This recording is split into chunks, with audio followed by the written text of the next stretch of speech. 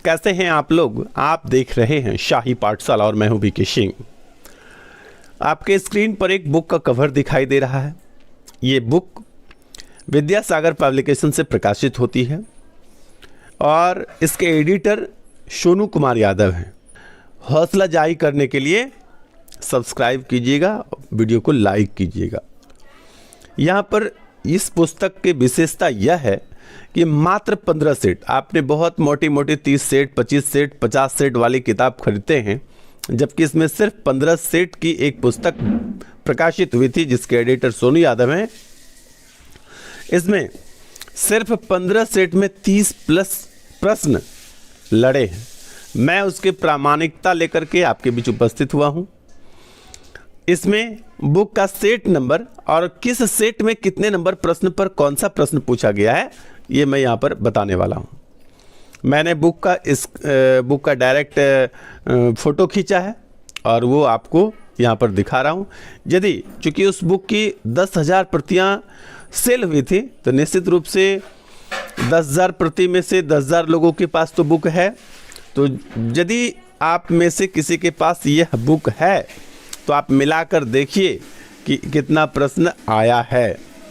यदि इस प्रकार से आप लोग एक एग्ज़ाम देने के लिए 100 से अधिक सेट बनाते हैं, एक एक प्रश्न भी मैच करे, लड़े, तो निश्चित रूप से आपका एग्ज़ाम जो है वह बहुत सुंदर जाएगा।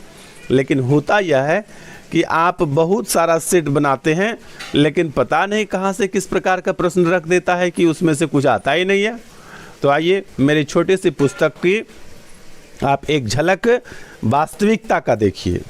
प्रामाणिकता के लिए यहाँ पर पहला प्रश्न है कि क्वेश्चन नंबर 75 यहाँ पर दिख रहा है, बुक का प्रश्न है और उसमें है सुमेलित कीजिए। सुमेलित करने में डी का जो है सतत विकास सम्मेलन 2002 दिया हुआ है। आप लोग एग्ज़ाम दिए हैं, आपको सभी प्रश्न के बारे में जानकारी है कि कौन कौन से प्रश्न पूछे गए थे या कौन कौन से प्रश्न नहीं पूछे गए थे। तो मैं प्रश्न बोल रहा हूं जो पूछा गया है 26 तारीख को दिसंबर में आपने जो एग्ज़ाम दिया है। सतत विकास पर विश्व शिखर सम्मेलन 2002 में कहां आयोजित हुआ? ठीक है, ये आपका प्रश्न पूछा गया था। तो आइए इसका देख लेते हैं, थोड़ा सा इस 75 नंबर का व्याख्या देख लेते हैं। 75 नंबर का व्याख्या यहाँ पर आपको दिखाई दे रहा होगा। लिखा हुआ है, वर्ष 2002 में जोहान्सबर्ग दक्षिण अफ्रीका में सतत विकास पर विश्व शिखर सम्मेलन का आयोजन किया गया। यानी यदि आपने विद्यासागर का यह सेट पढ़ा होता तो निश्चित रूप से ये दुर्लभ प्रश्न है। ये जो अभी आप प्रश्न देख रहे हैं यह दुर्लभ प्रश्न है। मैक्सिमम स्टूडेंट 90% स्टूडेंट ऐसे प्रश्न का सॉल्यूशन नहीं किया है, आप कर लेते। चलिए आइए मैं ज़्यादा समय ना लेते हुए दूसरे प्रश्न पर आता हूं। दूसरा प्रश्न है क्वेश्चन नंबर यहाँ पर 85 आपको दिखाई दे रहा होगा। लिखा हुआ है, निम्नलिखित में कौन सा मिशन नासा और इसरो का संयुक्त मिशन है? अब आपके प्रश्न में क्या था कि NISAR इसरो तथा डैश का संयुक्त प्रोजेक्ट है। आपसे भी लगभग इसी प्रकार का क्वेश्चन पूछा गया है। यहाँ पर उसका फुल फॉर्म पहले दिया हुआ है और आपका यहाँ पर ये निसार जो है ये ऑप्शन में दिया हुआ है। आइए उसी प्रश्न का व्याख्या यहाँ पर देखिए दिया हुआ है, देख लेते हैं। लिखा हुआ है, निसार यानी NASA ISRO synthetic aperture radar, यह नासा और इसरो का संयुक्त मिशन है जो कि वैश्विक पर्यावरणीय परिवर्तन एवं प्राकृतिक आपदा समझने में तथा मिट्टी की नमी का आकलन, बाढ़, तटीय क्षरण, मैंग्रोव का आकलन, भूकंपीय कारणों से सतह विरूपण आदि के अध्ययन में ये मदद करेगा। क्या नाम है? निसार, NISAR। ये प्रश्न आपने एग्जाम में देखा और ये हमारे सेट में भी है। आइए नेक्स्ट प्रश्न देखते। देखिए अगला प्रश्न यह था कि भारतीय, मैं थोड़ा जूम कर लेता हूँ, क्या लिखा हुआ है, भारतीय संसद के कामकाज में शून्यकाल का अर्थ है। तो शून्यकाल का क्या अर्थ है आप सब ये पहले से भी हो सकता है जानते होंगे, लेकिन हमारे सेट से यह प्रश्न मैच किया है। चलिए, तो ये प्रश्न यहाँ पर आपको प्रमाणित मिल रहा है। मैं ज़्यादा ना देर करते हुए आगे बढ़ता हूँ। इसके बारे में यहाँ पर व्याख्या दी हुई है, आप देख सकते हैं। भारतीय संसदीय इतिहास में प्रश्नकाल के ठीक पश्चात तथा अगली कार्यसूची के बीच के काल को शून्यकाल कहा जाता है। खास तौर पर 12 से 1 बजे की अवधि को शून्यकाल कहा जाता है। भारतीय मीडिया ने इस अवधि का नाम शून्यकाल रखा है। ठीक है, 11 से 12 बजे की अवधि को क्या बोलते हैं? प्रश्नकाल बोलते हैं। तो ये आपको पहले से भी हो सकता है याद हो, लेकिन हमारे बुक से भी मैच किया है। यहाँ पर प्रश्न है, भारतीय प्रमाणिक समय IST यानी इंडियन स्टैंडर्ड टाइम एवं ग्रीनविच मध्य GMT, ग्रीनविच मीन टाइम इसको बोलते हैं, में अंतर है। तो 5.5 घंटे का अंतर है, ये विकल्प भी ऑप्शन हो जाएगा। लेकिन यदि डिग्री वाइज भी आप समझना चाहते हैं तो देखिए व्याख्या में यहाँ पर लिखा हुआ है, भारतीय प्रमाणिक मध्य समय जो है जिसको IST बोलते हैं 82.5 डिग्री पूर्वी देशांतर एवं ग्रीनविच रेखा 0 डिग्री देशांतर से 5 घंटे 30 मिनट का अंतर है। मात्र 15 सेट में से 30 प्लस प्रश्न मैच किए हैं। सभी की प्रामाणिकता आपके सामने है, देखते चलिए। अगला एक प्रश्न है, यहाँ पर लिखा हुआ है 6 अगस्त 2021 को भारत के सर्वोच्च खेल पुरस्कार राजीव गांधी खेल रत्न पुरस्कार का नाम बदलकर क्या रख दिया गया? तो इसका उत्तर आप जानते हैं, मेजर ध्यानचंद खेल रत्न पुरस्कार नाम रख दिया गया है। उसके बाद अगला प्रश्न यहाँ पर है, अच्छा उसी का व्याख्या यहाँ पर दिया हुआ है, लिखा हुआ है कि ध्यानचंद के जन्मदिन 29 अगस्त को भारत में राष्ट्रीय खेल दिवस के रूप में मनाया जाता है। तो आपसे यही प्रश्न पूछा गया था कि खेल दिवस किस तारीख को मनाया जाता है। तो यहाँ से यदि आप इसको देखे रहते तो निश्चित रूप से यह उत्तर भी आप सही करके आते, या जो लोग पहले देख चुके हैं निश्चित रूप से यह उत्तर उनका सही है। आइए अगला प्रश्न यहाँ पर है, लिखा हुआ है कि मॉलिंग नेशनल पार्क अवस्थित है। तो मॉलिंग नेशनल पार्क जो है ये कहाँ पर अवस्थित है? तो इसका सही उत्तर अरुणाचल प्रदेश है। तो आपसे प्रश्न मॉलिंग नेशनल पार्क नहीं पूछा गया था, आपसे पूछा गया था नामदफा नेशनल पार्क किस राज्य में स्थित है। आइए इसका व्याख्या यहाँ पर देख लेते हैं। यदि आप व्याख्या देखेंगे ना तो व्याख्या में यहाँ पर लिखा हुआ है अरुणाचल प्रदेश, यानी अरुणाचल प्रदेश के प्रमुख राष्ट्रीय पार्क एवं वन्यजीव अभ्यारण्य यहाँ पर दिया हुआ है।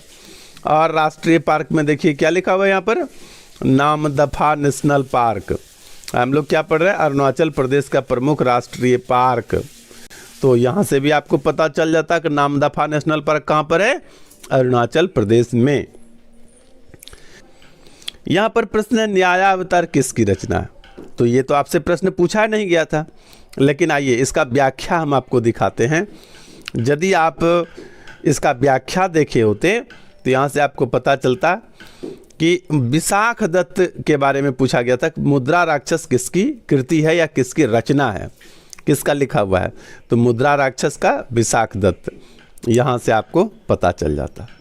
उसके बाद अगला प्रश्न है आपका यहाँ पर कि अनुच्छेद 123 के तहत राष्ट्रपति किस परिसंपत्तिक में अध्यादेश जारी कर सकता है?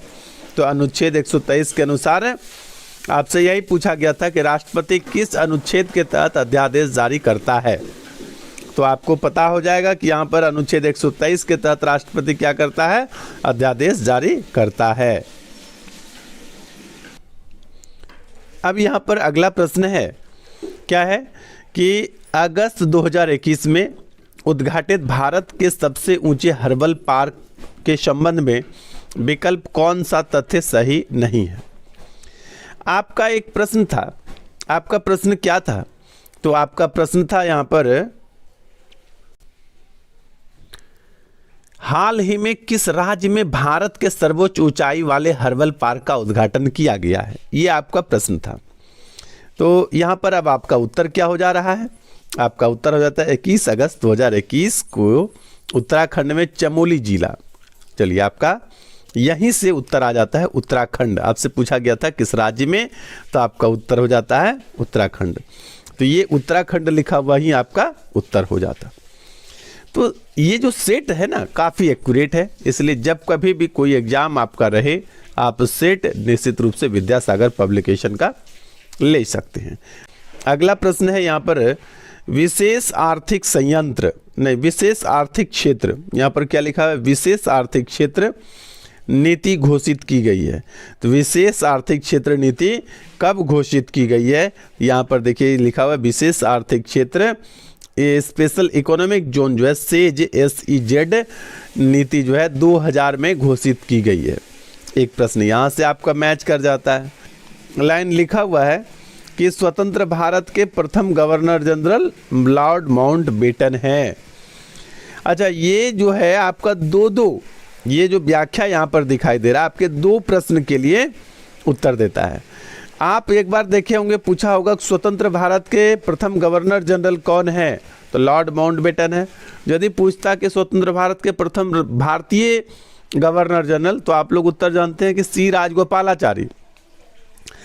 और यदि ऊपर यहाँ पर यदि देखा जाए इस पॉइंट को, क्या लिखा हुआ है, लॉर्ड लिनलिथगो। कब से कब तक, 1936 से 1947 ईस्वी तक। 1943 ईस्वी में पश्चिम बंगाल में भयानक अकाल पड़ा था, ये लिखा हुआ है। तो यह प्रश्न यहाँ भी था इस प्रकार से कि भारत में 1942 के भारत छोड़ो आंदोलन के समय जो है भारत का वायसराय कौन था, तो यहाँ से भी आपको ये उत्तर मिल जाता है। यानी एक व्याख्या से आपका 2 उत्तर सॉल्व हो रहे हैं। जबरदस्त व्याख्या भी है इस पुस्तक के उत्तर में, इस बात से यह भी पता चलता है। आइए इसके आगे और भी चीज देख लेते हैं। आपसे प्रश्न पूछा गया था, निम्न में से भारतीय संविधान का या के कौन सा या से अनुच्छेद नागरिकता से संबंधित है। तो यहाँ पर स्पष्ट आपको दिखाई दे रहा है, लिखा हुआ है अनुच्छेद 5 से 11 तक नागरिकता से संबंधित है। यानी यह सेट आपको सही उत्तर तक पहुँचाने में मददगार साबित हो रहा है। देखिए क्या लिखा हुआ है, जल में फीली मिट्टी के रेत का सूर्य के प्रकाश में रंगीन दिखाई देना, कॉमा है, उसके बाद साबुन के बुलबुला का सूर्य प्रकाश से रंगीन दिखाई देना या सीढ़ी का सूर्य प्रकाश में रंगीन दिखाई देना किस घटना का उदाहरण है, व्यतिकरण का उदाहरण है। ठीक है, प्रश्न आपसे पूछा गया था, तेल की पतली फिल्म से परावर्तित श्वेत प्रकाश में रंग दिखाई देने का कारण है। ऑप्शन था विवर्तन, व्यतिकरण, ध्रुवन और विक्षेपण। तो यदि आप यहाँ पर सेट देखे हुए हैं तो यह व्यतिकरण आपका उत्तर तुरंत सही होने में मददगार सिद्ध होता। आइए अगला प्रश्न देखते हैं। यहाँ आपको एक प्रश्न दिखाई दे रहा है, ध्वनि के शोरगुल का मापन होता है, तो उत्तर हो जाता है सही डेसिबल। ध्वनि के मापन की इकाई या ध्वनि के शोरगुल के मापन की इकाई, दोनों एक ही जवाब हो जाता है डेसिबल। तो आपका यह भी उत्तर वहाँ पर सही हो जाएगा।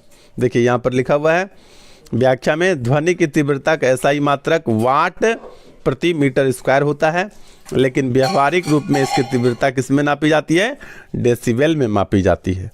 यहाँ पर एक प्रश्न दिखाई दे रहा है, प्रश्न है निम्नलिखित में से किस में ऋणात्मक आवेश है, और आपसे क्या पूछा गया था, किस में धनात्मक आवेश है। व्याख्या में दिया हुआ है अल्फा किरण पर धनात्मक आवेश होता है, तो मिल गया आपका उत्तर। यहाँ से आप एक दुर्लभ प्रश्न का उत्तर देख पा रहे हैं कि व्याख्या में दिया हुआ है। जब कभी भी आप सेट बनाइए तो एक सेट जो बनाते हैं उसका पूर्ण व्याख्या पर नज़र डालना आपका काम होता है, क्योंकि व्याख्या से आपको बहुत सारी अन्य बातों की जानकारी या उस प्रश्न से रिलेटेड बहुत सारी बातों की जानकारी दी जाती है।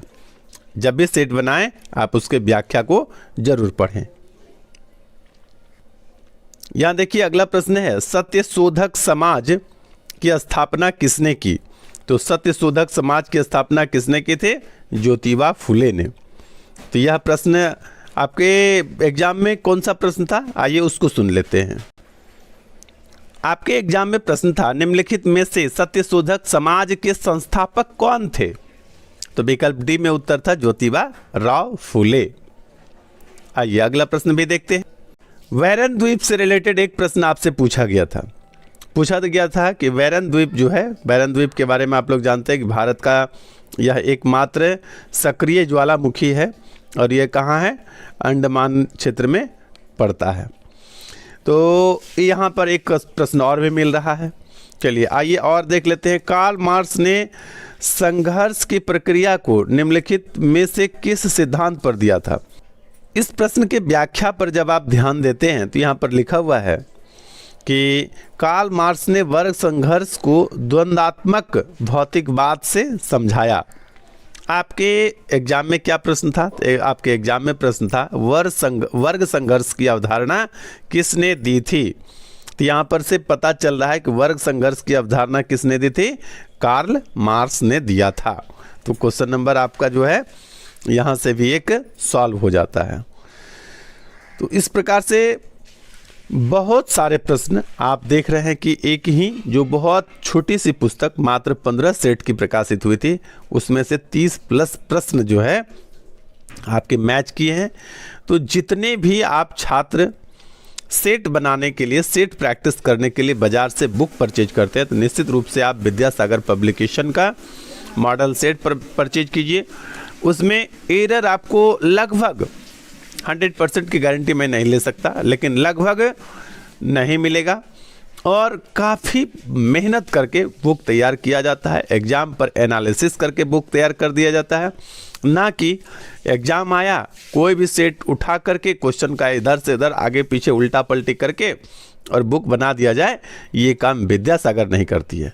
तो निश्चित रूप से मैं फिर से आपसे एक बार रिक्वेस्ट करता हूँ, निवेदन करता हूं कि आप जब कभी भी एग्जामिनेशन के लिए मॉडल सेट, प्रैक्टिस सेट बनाने के लिए बाजार से बुक परचेज करते हैं, तो विद्यासागर पर विशेष विश्वास करके आप बुक को परचेज कर सकते हैं। धन्यवाद।